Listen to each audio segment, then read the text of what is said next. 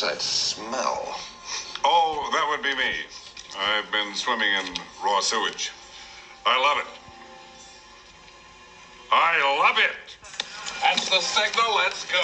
Do it.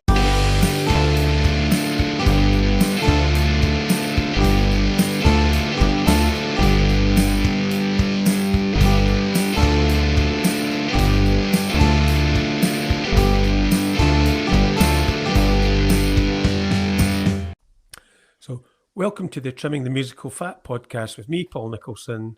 And me, Stephen Nicholson. We have a very special guest today for the bonus episode of Queen's Innuendo from the amazing Queen podcast In the Lap of the Pods. Please welcome David, Paul and Joe. How you doing? How you doing? Good. Great to have you guys on the show today. Thanks so much for giving us your time. No, you're very welcome, man. Yeah, thanks. Yeah, thanks for having us. No, we're honoured. we're not worthy like Wayne's World. And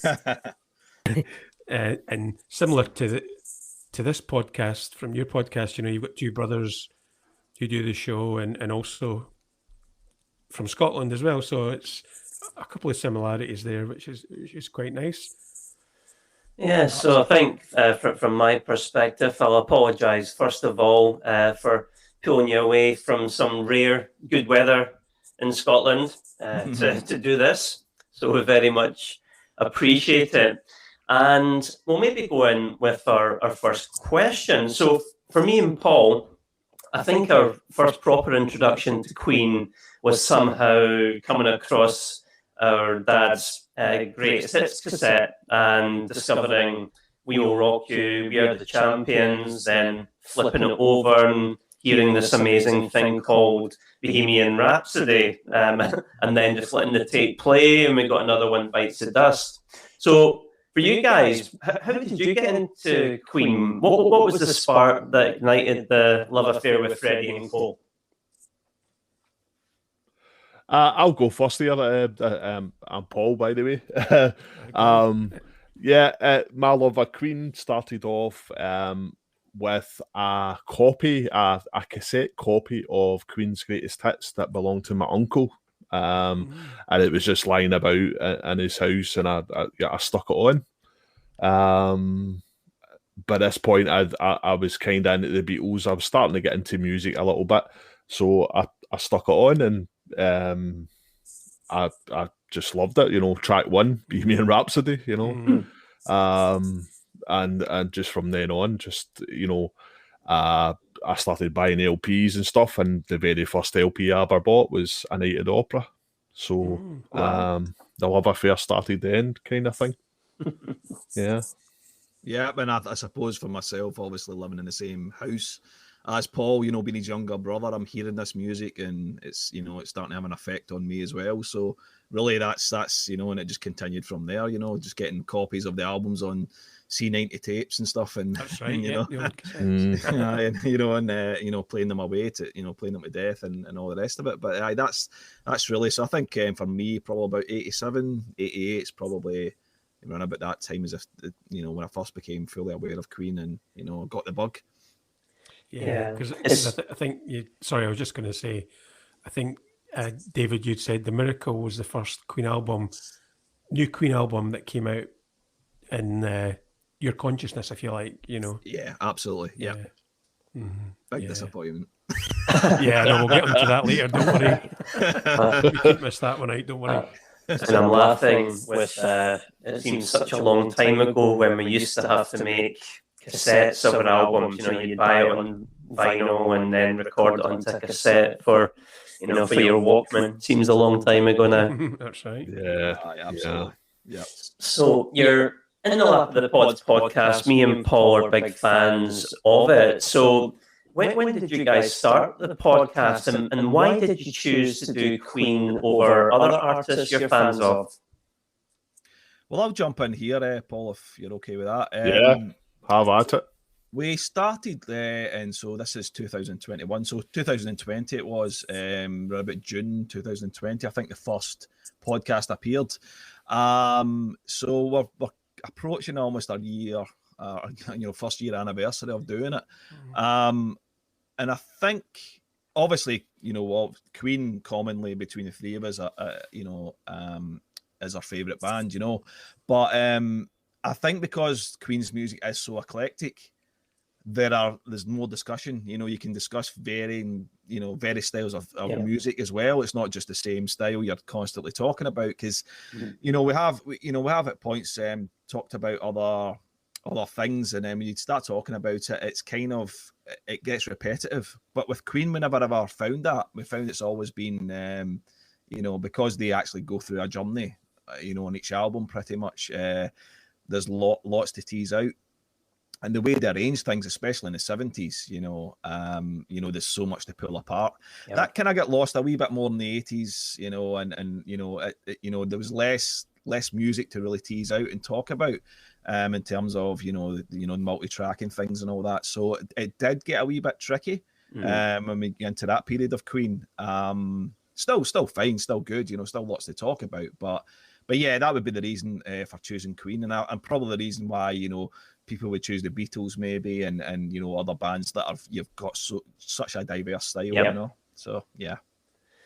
Great. And let me ask you a very tough question, and I'll maybe start with you, David. What's your favourite Queen album and song? It is tricky because it changes pretty much based on my mood or what I'm going through at any particular time in my life, to be honest. It'd probably be favourites rather than a favourite. Okay. News of the World absolutely is up there. Queen 2 is there. I really like The Game. Innuendo is one of my favourites as well. And I think I would probably go with A Day at the Races. No, sorry, Sheer Heart Attack before A Day at the Races. But yeah, so that's not really answered the question very well, because I've given you about 5 albums. That's all right. They're all great albums. Good choices. Song-wise, Innuendo, the title track, is one of my favourites. It's just an absolutely outstanding track. It's Late on News of the World is another fantastic song. Love that song. But yeah, I could go on and on, to be honest. We'll be here to, midnight, kind of talking about all the good ones, So yeah, that's a taster of kind of what I think of Queen are, where my favourites are, Yeah, a good shout on It's Late. I think the last 60, 90 seconds of that when it ramps up is fantastic, isn't it? Oh yeah, it gets almost kind of punky, towards the end, So yeah, absolutely. Yeah, good choice. I think that was Brian May's first time he did the finger tapping on the guitar solo. That's right. Yeah, that's right. Yeah, that was some song. Yeah, absolutely. Same question to you, Paul. My absolute favourite album would be, and it always has been, it would be A Night at Opera. As I said before, it was the first LP I ever bought of any band, and it's an absolute classic album anyway, but just the feelings attached to it. I just felt, like I was growing, like it was a dead grown up thing to do, buy an LP kind of thing and all that with my own money and all that kind of stuff. Yeah, I think I'd have been about 14 at the time, something like that, 14. And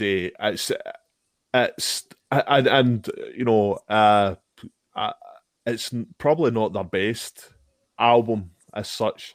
I would say Queen 2 is their best album in terms of the songs, the musicianship and all that. But my favourite is A Night at Opera for personal reasons. Plus the fact that every song in it is great. It's got, the Prophet song, which is one of the greatest things I've ever done. Obviously, Bohemian Rhapsody's in there as well. And as much as the second part of your question about my favourite track, it's the track Innuendo. That's just, and there's personal reasons for that as well. That got me through a hard time in my life and all that. Before Innuendo, my favourite song was Spread Your Wings. Brilliant. News of the World. Yeah. Very underrated. Yeah. But like all great bands, things shift about a bit. You know, you can be really into one album, and and then it can change. But that's what makes a band great. Absolutely. Yeah. And March of the Black Queen on Queen too. Oh, Yeah. Yeah. superb. No, I'm just Absolutely surprised there superb. was none of you had said The Miracle or Part B. That's out in its own. That's like, that's too good to talk about. Yeah. So that's your favourite album and songs from Queen. Have you had the opportunity to see Queen live? No, never did. I think Paul and I saw Roger like in the garage. I think that Glasgow garage, and I think that was about 1998, 99. I think that was. That was really cool. I really enjoyed that. Myself and Joe went to see Brian May. I think that was about 98 as well. Right. Not so good, but I think the main reason for going to that was really we just wanted to hear the Brighton Rock solo. That was the reason we bought we paid the money to go. The rest of it was just. Yeah. Well, I'll say no more about that. Yeah, I think me and Paul must have been the same tour. We seen Roger tour on when they done Edinburgh, didn't they? Okay. Yeah. It was great. I mean, just seeing, I think somebody of that stature in a really, really small venue was brilliant. Yeah, absolutely. Yeah, definitely. Radio Gaga. Legend. Yeah. Great. What are your thoughts on the current incarnation of the band with Adam Lambert as the lead singer? Honestly, yeah. I don't know, because I've never listened to. I don't think I've listened to anything. They've done it. It's obviously all live stuff. I believe that they're supposedly working on a studio tracks at the moment. It's not something that's ever interested me. Queen ended when Freddie died for me, and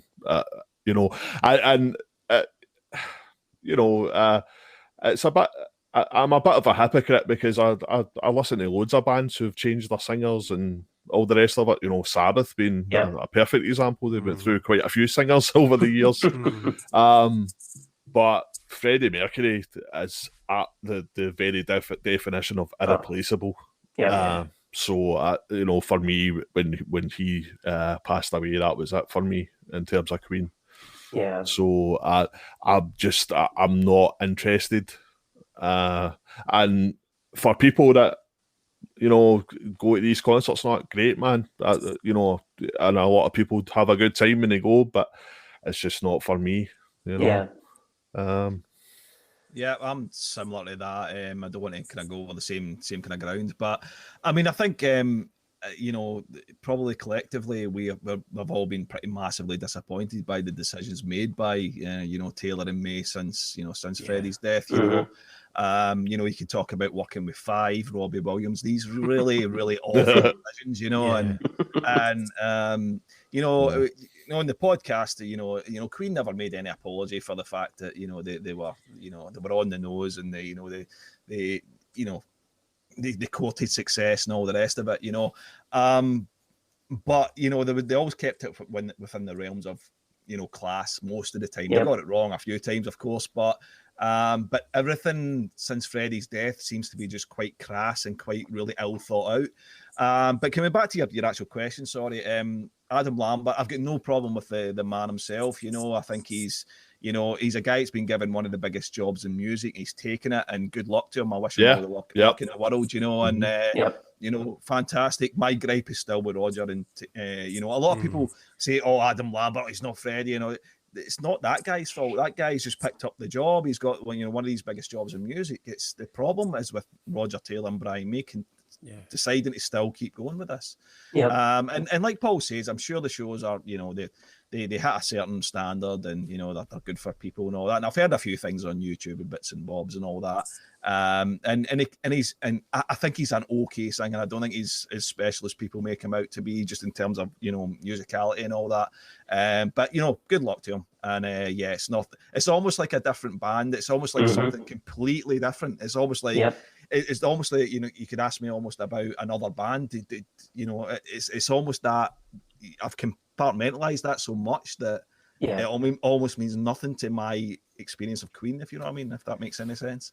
You know, it does, and I think it comes back to the whole thing. Should they even be using the Queen name?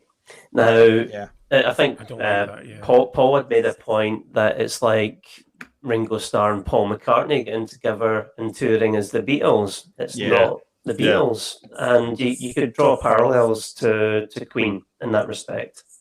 Yeah, absolutely. And I think that's it. I mean, even Paul Rodgers. I mean, Paul Rodgers is a great singer. You know, when they did the thing with Paul Rodgers, and you know, Bad Company stuff's good, Free Stuff. I'm not a massive fan of either bands, but no, definitely no undeniable. You know, good rock music, and he's got a great voice. But it never suited Queen either. You know, it just didn't work. He didn't have the range for it. You know, and so nothing I've actually done, you know, I've tried is really worked for myself personally, you know. So you're saying the Cosmos Rocks is not a classic? I'll be honest, I think I played the first 2 or 3 tracks. I don't think I've actually heard it. We might actually do a podcast on it. Maybe one day, that's almost like a reaction podcast. We'll just put it on and listen to it and go, you know, and just react. So I can actually comment. See if you can be on track 2 again. Aye, maybe. I know. Well, myself and Paul went to see Queen and Adam Lambert, not Paul Lambert. Was it 2014, Paul? January 2015. 2015, okay. Yeah. And you're spot on. I mean, obviously the guy's a great singer. The production values of the show are great. Yeah. But I'm obviously a huge Queen fan. It just felt like karaoke. Yeah. I think what it's tapping into, that kind of thing is tapping into it is very much the pop fan, if you know what I mean. I don't mean to be snobby when I say that, you know. It's like it's the kind of casual music fan, if you know what I mean. You know, music is my life. I'm sure it is for you guys as well. And it is so important to me, and that's why I will get elitist at times. And you know, Paul's the same probably. Total snob, man. Total snob. I think this is almost like a, you know, go to the Queen show, enjoy the songs, and go back up the road, and don't think about it that much other than to say, "Oh, that was a great show." You know, I mean, you know, you guys have probably been to concerts that have changed your life, and you know, and you know, so I think it's very much a kind of consumerist kind of Queen. If you know what I mean, if that makes sense, you know. So Queen keep the brand alive. Yeah, pretty much. Yeah. Okay, Paul. Yeah. So this is maybe a silly question in light of what we've been talking about a certain album in Queen's discography, but it might not even be the answer. But what was the most challenging album that you guys have done in the podcast to review? What was the most challenging? Paul, I'll let you go first on this one, my love, I think. I think, do you know, the one I didn't enjoy the most was the jazz album. Right. Because the jazz album is it's a quite a polarizing kind of album for a lot of people. Yeah. A lot of people love it, but other people have problems with certain tracks or just the way it sounds and all that. It was one of those ones where, you know, you'd been listening to it, and obviously I'd been a huge Queen fan. I'd listened to it many times before as well, but prior to doing the podcast, listening to it and still not, even up to the day we recorded the podcast, still not really knowing what you actually think about it and how to frame what I thought about certain things. And on the actual podcast, I famously said that I didn't like the track Mustafa, and Joe and David, gave me a bit of stick for that, and and that type of thing. And there was a lot of discussion on Twitter and all that about that particular album. Even Michael Legg, the comedian Michael Legg, left a voice about Paul's opinion on Mustafa, and I left a big kind of bit that we put in the podcast. You know? Oh, that's right. That was the guy that was on your podcast. That's right. Yeah, that's right. Yeah. Superb. So yeah, that was quite a hard one to do. And I think I'd certainly had a few beers during it as well, and you know, it was a bit of a slog to get through. I don't know why. Yeah, I think I probably, I hadn't really thought, I hadn't really thought about it too much, but I think I would probably agree with you in a lot of ways. It's been maybe the least enjoyable out of the 14, yeah. And I think the reason was it wasn't necessarily because the album was the way it was. I think we were all just a wee bit wound up, to be honest. It wasn't quite, I think Joe, Joe obviously isn't here to speak for himself, but Jazz was one of these albums that he grew up with and really liked, and myself and Paul didn't really like it as much. So I think Joe was, kind of really fighting its corner. We were being, maybe overly arsey about it. So I think the vibe of the podcast is probably the only one that's a wee bit, a bit of tension between us. But that's not always a bad thing, of course. But I just didn't. It's almost like a podcast I'd like to revisit. Almost go back. Aye, I redo. Yeah. Let's go back and actually wind our necks in a little bit and just maybe do this again and actually just. And our opinions might be exactly the same, but maybe we'll just be less arsy about it. I don't know. But I probably agree with Paul on that one. Yeah. Yeah. No, that's interesting because I know. One of the things that gets levelled about the album is the sound isn't great on it. Yeah, the production is strange. Yeah. Yeah, and I can also understand as well, like you're saying about Joe, he's maybe got a connection to the album from growing up, a bit like, Paul has with Night at the Opera, and all these things change your perception. Yeah, absolutely. Definitely. Yeah, that's it. That's it. Mm-hmm. Yeah, totally. And this is a question that I know you'll like. What are your reasons for disliking the Mirror? Because I know that's one you've been speechless, quite critical of in the podcast, and I have to say a lot of it I agree with. Stephen doesn't know, but okay, good. I like it. Paul, you want to go first, or will I jump in? Have we finally found the person that likes Party? Yes, it's me. It's me. Right, okay. All these years you've been looking for me. I've just been here 40 miles away. A food fight in somebody's face. Oh, jeez. Well, I think as we said on the actual podcast, a lot of these songs, they're not. I don't know. Working class guys from Glasgow, that particular album isn't for us at all. It's yuppie, coke snorting, 80s excess type stuff, certainly Party and Kisroggy Ship, the first two tracks, That's right. Are pretty bad. Rain Must Fall is just one of the worst things I've ever done.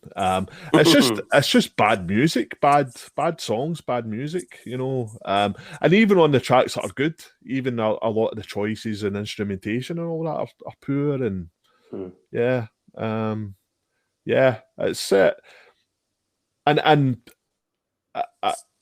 at the time there was a lot of interesting music coming out from all these new bands. Faith No More were bringing out stuff, and there was just better music and more challenging stuff than just four millionaire guys getting together and having a lot of recreational drugs and writing about how great their life is. Yeah. So you've never done My Baby Does Me on karaoke then?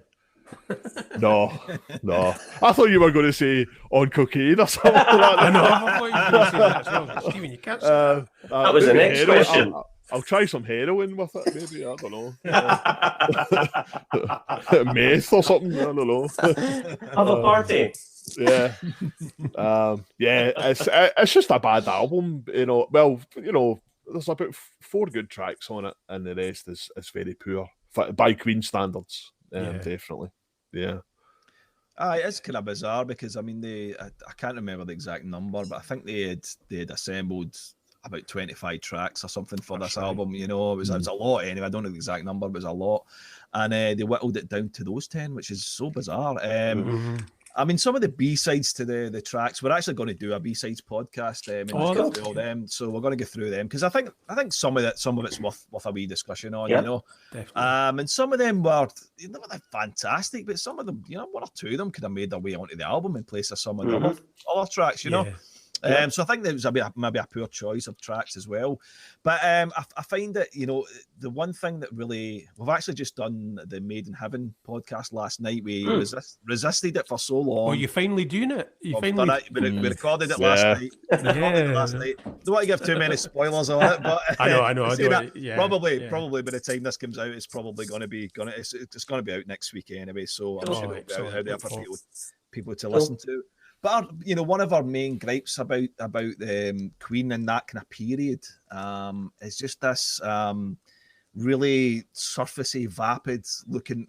Oh, we need to do better for the world, and let's all get together and hold hands. And you know, there's never really any solutions put forward in their lyrics and all that. And the Miracle's an example of that, you know.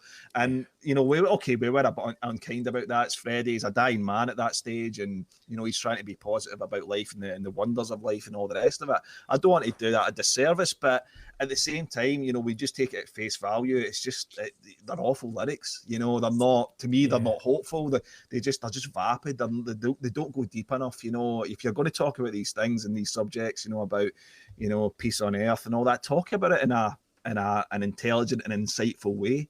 You know, Roger does that a little bit on his solo stuff. You know, he gets a wee bit deeper, you know, and that, you know. So, but I think the track before that, as we said in the podcast, is Khashoggi Ship. You know, Adnan Khashoggi, an arms dealer.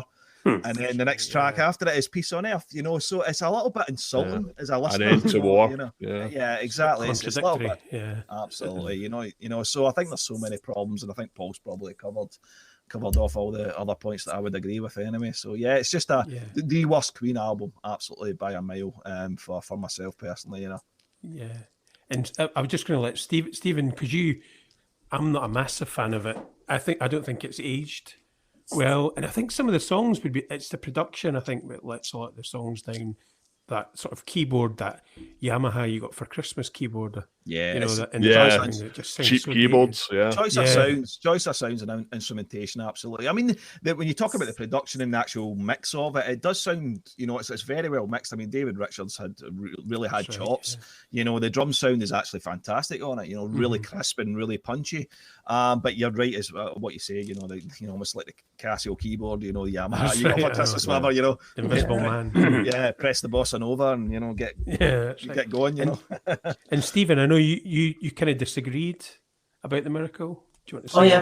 I could do my own podcast on the differences. That's what I like about these kind of things. We don't all have to agree, but one of the things which is interesting, which I'm glad to hear that you guys are going to do a podcast on the B-sides, is it can actually be infuriating sometimes when you get a B-side from a band and you think to yourself, that's a million times better than half the stuff on the album. What are you thinking? Yeah. And immediately springs to mind I Go Crazy, the B-side to Radio Gaga. Yeah. I think it's a great tune. Yep. Yeah, great tune. Should definitely be on the album. And even from The Miracle, the Scandal B-side, My Life Has Been Saved. Yeah, which ended up on, obviously, Made in Heaven, yeah.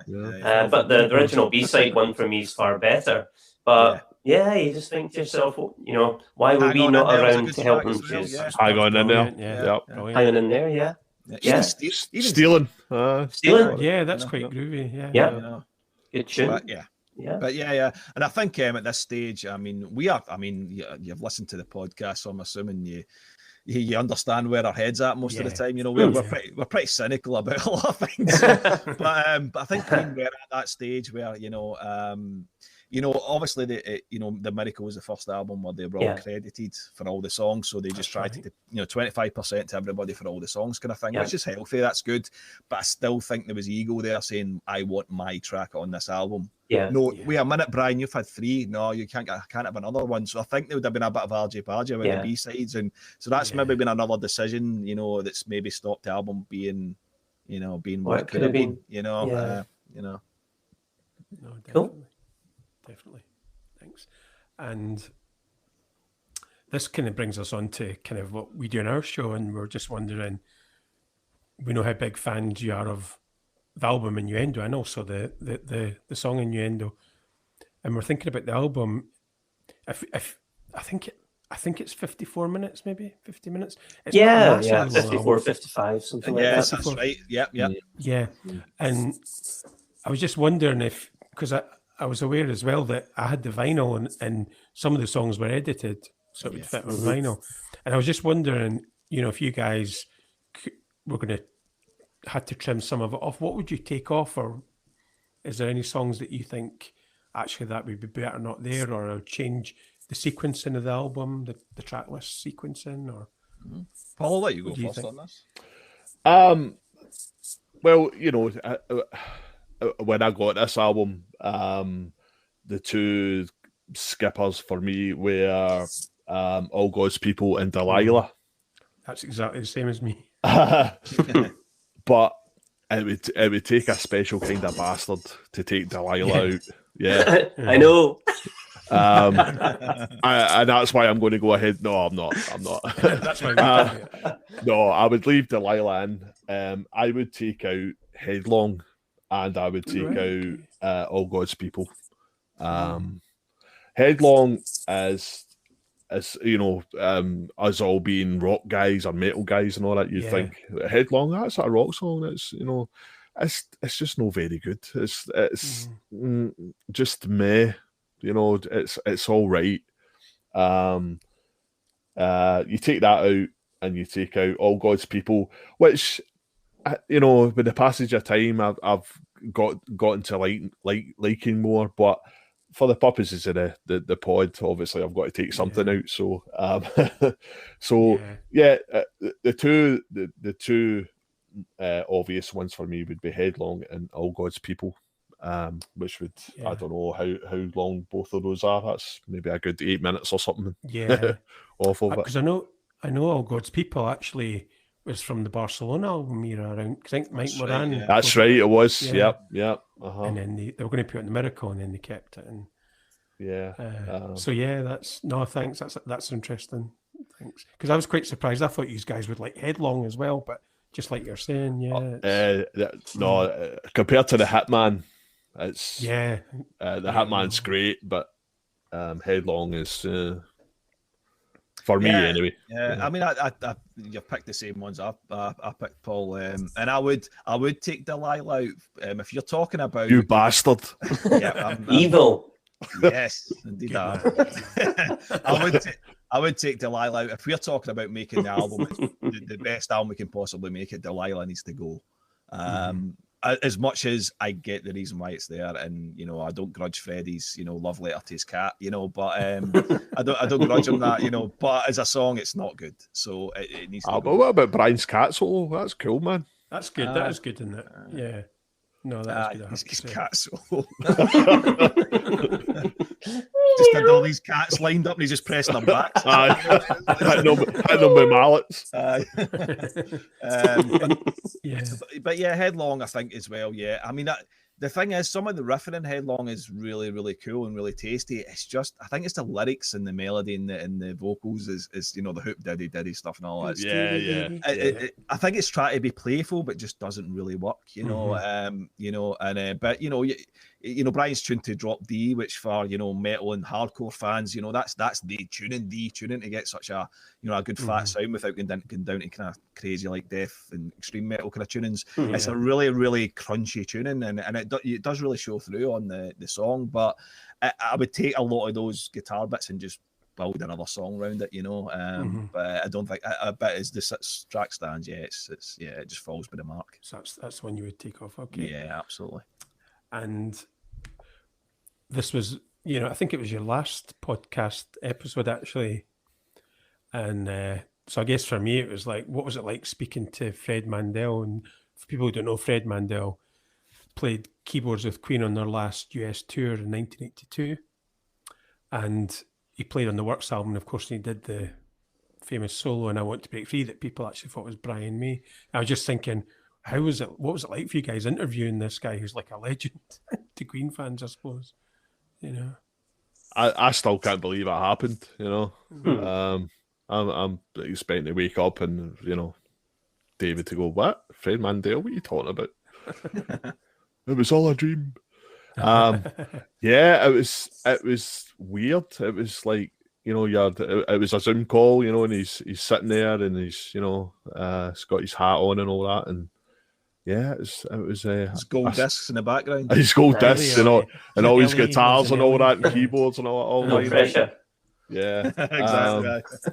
yeah. Try to intimidate us, the bugger. So he was. Luckily, David handled most of the questions, so that was all right, man. I think me and Joe were like just looking at him open mouthed, like, oh. It's one of those ones when we got to the end of it, when Fred said goodbye and he left the call, we just exhaled. Yeah. Jeez. Did that just? It was kind of a bit like, did that just happen, kind of thing? Because get back to one of your previous questions, about the podcast starting. It was really just in the back of, we were in it was a WhatsApp group chat between the three of us, and I think Paul mentioned, why don't we start our own podcast? And it was just like, okay, right, and then it was like, well, a minute, actually, maybe we should.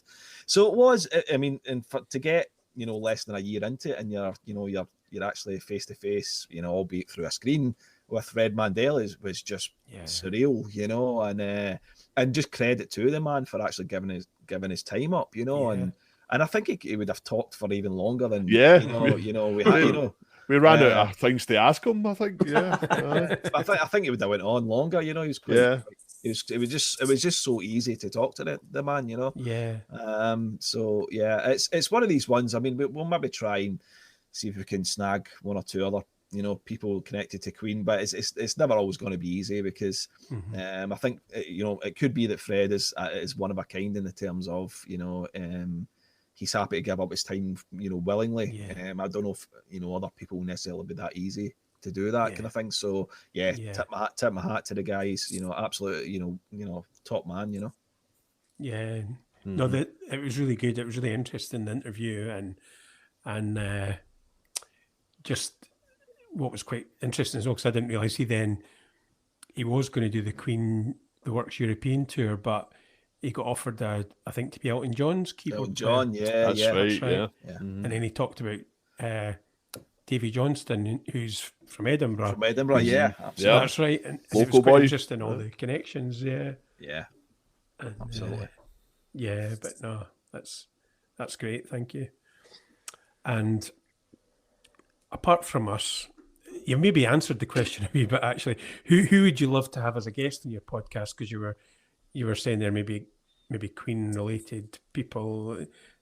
Yeah. And I mean, you do. Yeah. Who would you like to have on, do you think, if you could? John Deacon. That'd be amazing. Imagine that. Be awesome. That would be amazing. Yeah. I can imagine the opening question. So, John, what do you think of Brian and Roger's decisions over the last 20 years? Aye. They've got his bank account, though. Yeah, well, that's it. That's true. Very true. Probably made about 100 million out of them. Easy.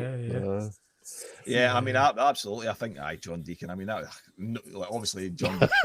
I know. Obviously, I've been facetious, but no, but listen, that's what the question is, isn't it? So it would be John Deacon, and it would be more interesting than Brian and Roger, because definitely, you've heard a million Brian times. Rogers, watered down version of Queen's history, and and opinions on things. We get into that a wee bit on the Made in Heaven podcast. There's a bit of residual effect here, so and their decision making, and the kind of almost like the economical with the truth regarding things, and all that, so there's a lot of that going on with those guys. Whereas John, I think everyone would just love a biography from the guy, and just to tell his side of the story, and we would, and everyone would buy it, everyone would love to hear his side of things.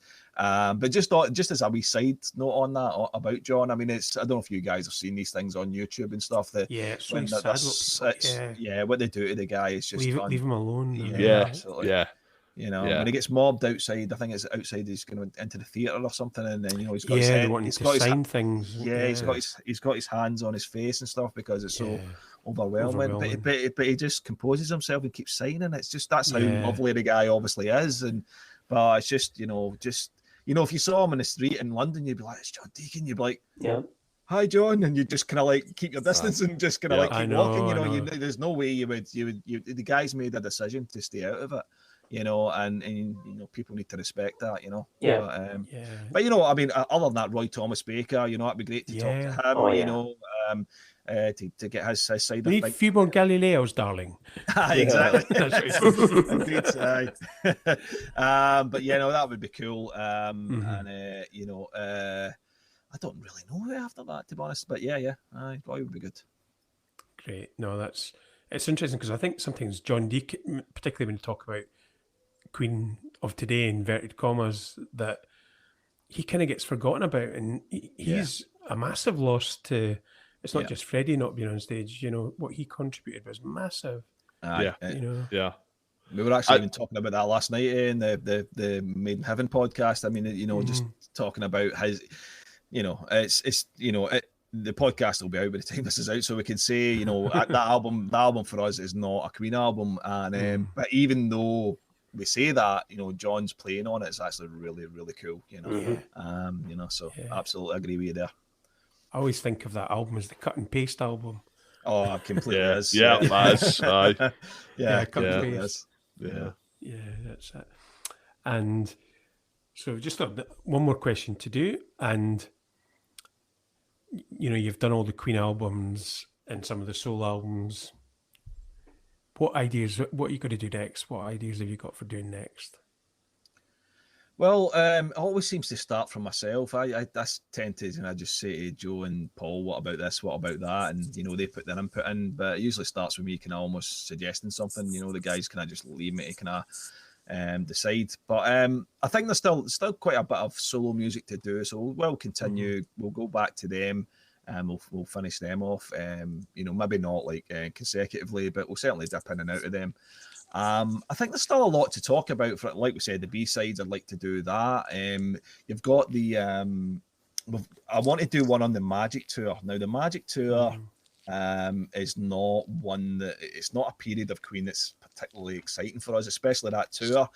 You know, it's after Live Aid, and it's almost like a let's grab the bastards with the credit cards kind of thing, you know, and then let's capitalize on it. Yeah, absolutely. So so that period isn't fantastic for us, but I really wanted to almost do like a documentary type podcast on that one, because I think there's some interesting stories around about that, you know, and how, you know, some are not so good, you know, in terms of like, you know, fan behavior and stuff. And it was almost like kind of it was almost like, you know, kind of almost similar to what we're saying about the Adam Lambert thing, you know, the casual fans all coming in now, and you know, and I don't mean like casuals as in like gangs and stuff. I mean just the casual. But you know, but you know, so I think probably that happened, and as a result, you get people like massively inebriated and just causing trouble in crowds and all that. And so it's just that I think it's an interesting period, but not necessarily musically interesting, you know.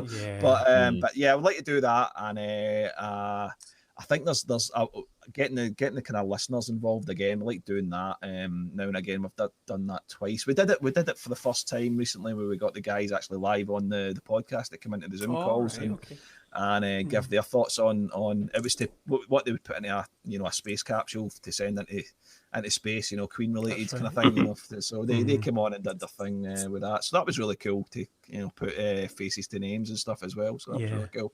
But and all other than we've actually launched another podcast within the podcast, and it's called Not in the Lap of the Pods. And so what you get is a Queen podcast, but you also get this other podcast, which is music not related to Queen at all. It's just for us to really self-indulge and scratch itches for other music, really.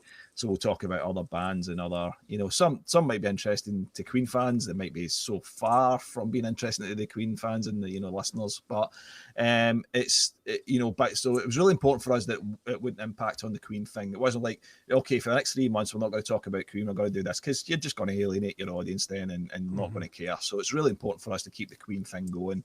But, you know, you've got this other kind of, you guys are doing bonus podcasts, so it's kind of, I guess it's similar to that, you know. So it's a similar idea, you know. So but I don't, long-winded way of saying I really don't know what we're going to do next. No, that sounds really interesting about the Magic Tour, because Mhm. I suppose the sad side of it for the band, they were going through a lot of turmoil in their personal lives at the time. Yeah, yeah. You know, and obviously Freddie at that point, you know, his health's he's becoming aware that he's not well. You know, so Yeah. it's quite and I always say that's Queen's last tour, and sometimes it frustrates me now when people say their last tour with Freddie. It's like, no, that was the last tour That's for yeah. me. Full stop. You know? Yeah. Yeah. Absolutely. You know, Yeah, that's, Yeah. yeah. Now, Paul, I was going to throw in a little juicy bonus question here for the guys. Go for it. What did you think of the Bohemian Rhapsody movie? Oh, I know that. I know the answer. Paul, I'll let you go in here. Right. When I saw it, I remember texting David immediately after I saw it, and I said, "I've just seen that film," and I think I said something like, "Brian and Roger hate Freddie Mercury." Because the way he's portrayed in that movie, it's as though, historically, it's all over the place. It's you know, they just basically tell lies, and I get you know, in movies and all that, they use artistic license and all that, but they've skewed it in a way that makes it look as though Freddie Mercury went with his tail between his legs back to the band because he'd flunked off and to get, you know, to start this amazing solo career that didn't materialize. So he's skulking back to the band, and the band make him wait, you know, before they decide, okay, you can come back in then, Freddie.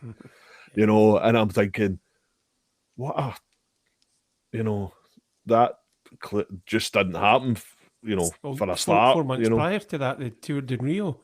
4 months prior to live. They've been in Japan, I think. They'd just come off the Watts tour. Yeah, that's right. And all that, and it was made out in the film as if they hadn't, you know, struck a chord in about a year and a half, 2 years or whatever. It was just all over the place, but it was just that it was the portrayal of Freddie as this kind of tragic figure and all that, and you know, if you're being harsh, mate, you know, there was a certain aspect to that, but it was made out as though the man was, I don't know what I'm trying to say. I'm getting myself tied up in knots. I think, I could maybe pick up there. I think you're right. I think, you know, when you talk about the hot space period, for example, you know, you see the bit in the movie where Freddie is, you know, and then they're using the camera technique to show that he's basically coked out his head and stuff, and you know, but the band's own admission, they were all in a really horrible place at that moment in time. That's with right. drugs, with you know, with loose women and men or whatever you want to call it. They were all up to no good, basically, you know. But in the movie, it's made out that it's all Freddie, and they're trying to stay the course with the band, and Freddie's they're good family men. That's it. Yeah, and you know, they're all leaving the party early and all that. Yeah, you know, that's Freddie, for us. we've Freddie, got responsibilities. What utter now. shit. Yeah. They were as much into the partying as Freddie was. In all the stories. Exactly. Absolutely. Yeah. I mean, there's been things labelled at the movie saying it's a homophobic movie, and I can get that. I understand why people would say that, because it is almost like, you know, if you're not a family man, you know, look at this debaucherous gay man, you know, going off and partying and taking coke, and then he comes back with his tail between his legs to apologise almost for all that behaviour. It's a little bit. It's very much, you know, I can see the argument for that.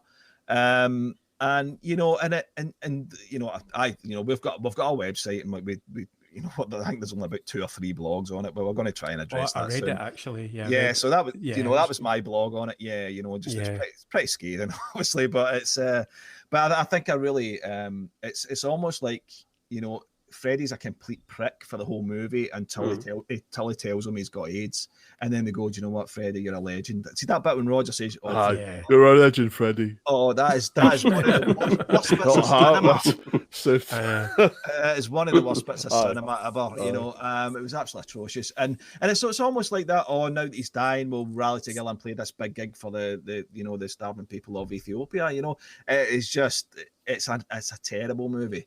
Terrible movie, but what I will say, one positive thing I can say about it is I watched it in the cinema. I watched it many weeks after Paul had seen it because I resisted it. So as long as I could, I took a wee opportunity to see it. And the sound for the Live Aid set, especially that 7.1 in the cinema, was sounded fantastic. So the remix job, the guys done on that is take about, and that scene in the movie, in fairness, was done very well. I have to say, it was done very well. But the rest of it's fiction. And it's not even move a date here, and twist a year here. It's largely fiction, and that's the problem I've got with it. And given that Brian and Roger are executive producers, that is just does not sit right with me at all. That they signed off on this, basically this complete fabrication. It's just it's. Put it this way: after I came out of the movie, I thought, well, I clearly didn't know Freddie the way I thought I did.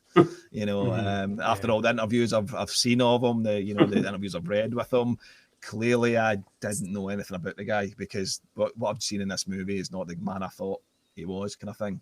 And artistic license is always going to be taken, and biopics and all that. It's going to happen, but it's like a hatchet job, It's such a Anyway, I'm gonna shut up because I keep going on over it.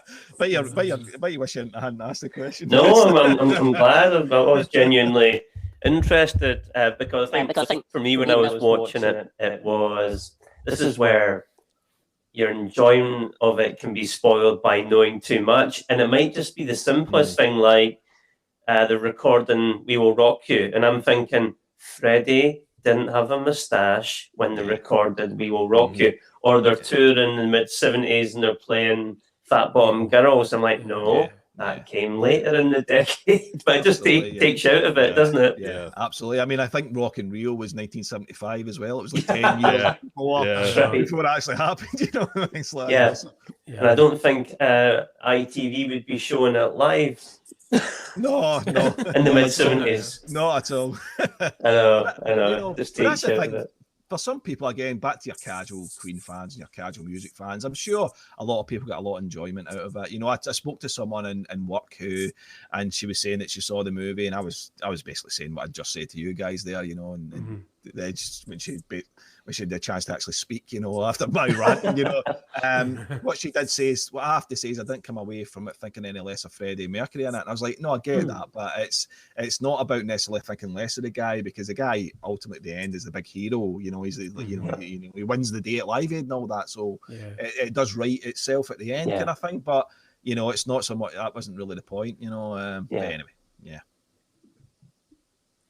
because I do you know what was quite interesting, guys? When after listening to your podcast, I watched it again and I saw the film quite differently. It's funny, that different perspective, and I was noticing more things. I was thinking, and it's particularly that bit when they're at the party and Freddie's being outrageous and everything. They're like, almost like, you need to grow up, Freddie. We're going away. Yeah. And then I was thinking, what all those parties in New Orleans and dwarfs with jelly and all these things going on, and they were as much into it.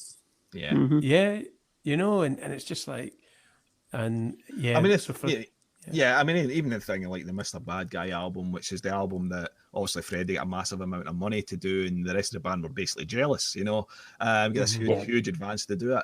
I mean, we discuss it on the podcast. We don't discuss it in relation to the movie. We don't really mention the movie at all. But Roger Taylor flew in to do backing vocals on that album. But in that movie, you'd be made to think that they hadn't spoken to each other in 2-3 years, whatever it was, and there's been no and they hate. The three of them basically can't stand Freddie, and so it's just this. But I find it bizarre that they're happy for themselves to look like absolute pricks. They're actually happy for themselves to look like that on camera. Yeah, I find it bizarre because they don't come out of this movie well. Don't. I don't know what your casual moviegoer thinks of them. I've come out of the movie, but they don't paint themselves in a very good light. I love Paul Prentice as the pantomime villain. Superb. Oh yeah. It's all his fault. Yeah. I mean, I mean, Paul, we talked about that in the Hot Space podcast. You know, Paul Prenter is apparently the one that influenced Freddie to change into, you know, and we made the point, at the end of the day, if the other three in the band can't defend themselves against a personal assistant of Freddie, then I'm going to argue there was a bigger problem with the band overall. You know, it's just, it's this blame game, you know, and it's like, you know, we always said, you know, when Brian and Roger look back in that album, it's always, you know, it's always that kind of context. It's never, do you know what? We made the decision collectively as a band and it didn't work out. You know, just take ownership, you know, for your mistakes and, you know, creative mistakes or otherwise, you know. So I know. No, I was just going to say before then that I think that the thing that I would say is good about the film, I did like the Live Aid bit, and because I remember watching Live Aid, and when I was watching it on the film, it was quite emotional, and then of course at the end it has "Don't Stop Me Now" and "The Show Must Go On," so you did feel quite emotional coming out at the end. But so I mean, got to give them credit for that. And I think the one good thing that, well, the big thing is that it's kept Queen's music. You know, it's opened Queen's music up to a lot of people, and like really massive in America again and stuff. You know, so but that's the thing. In that sense.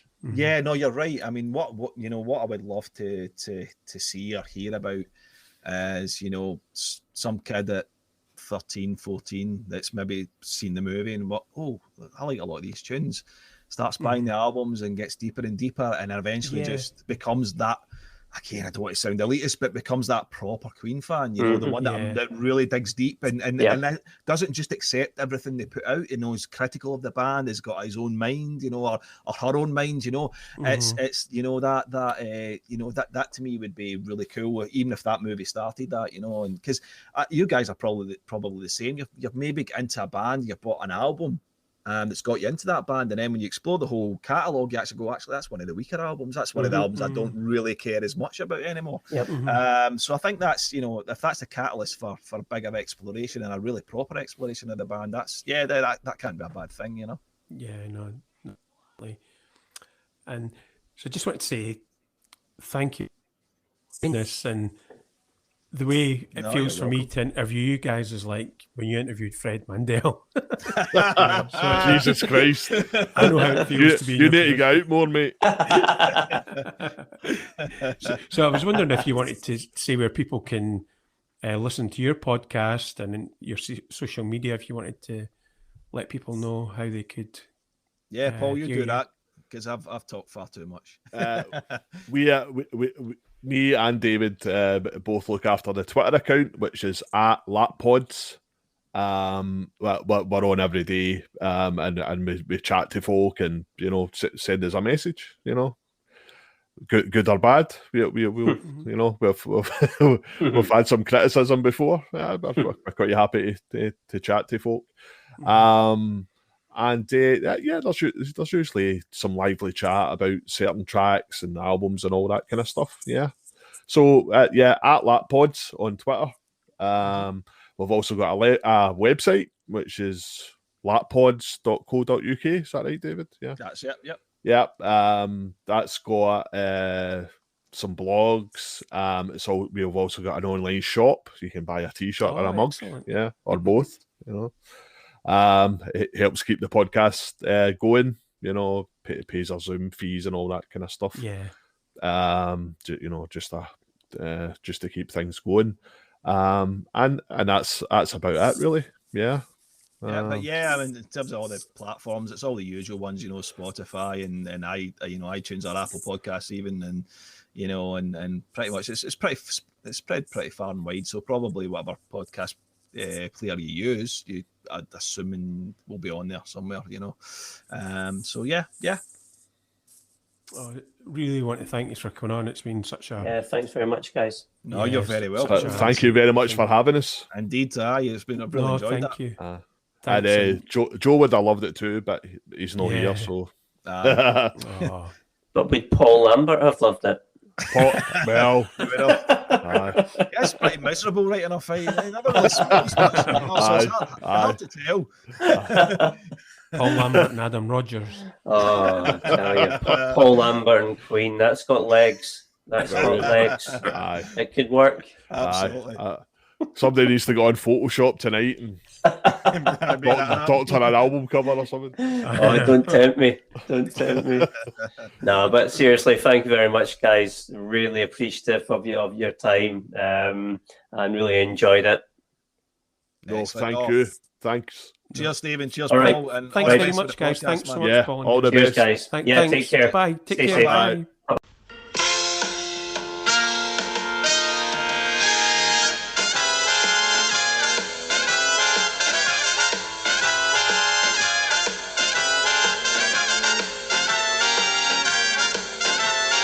That was great. So, what are your thoughts on the current incarnation of the band? Obviously, Paul Lambert's been the lead singer of Paul Lambert. Paul Lambert.